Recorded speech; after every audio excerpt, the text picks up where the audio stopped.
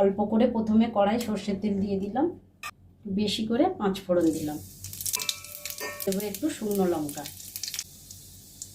কোচানো কাঁচা লঙ্কা, এবার চিংড়ি মাছ, নুন হলুদ মাখানো। একটু ভাজা হয়ে গেলে দেবো ছোট ছোট করে রাখা বেগুন।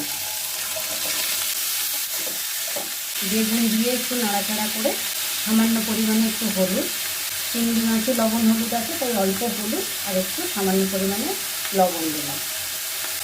লবণটা দেখে দিতে হবে, বেগুনটাও তো কমে যাবে। একটু ভাজা ভাজা হলে দিয়ে দেবো থানকুনি পাতা। থানকুনি পাতা মিক্সিতে বেটে ফ্রিজে রাখা ছিল, এই কিউব করে আইস কিউবে রেখে দিয়েছিলাম, কিউব করে কাটা বেটে রেখে দিয়েছিলাম ডিপ ফ্রিজে, এটা দিয়ে দিলাম, ঢাকা দিয়ে রেখে দেবো। সব শেষে দিয়ে দেবো কোচানো কাঁচা লঙ্কা।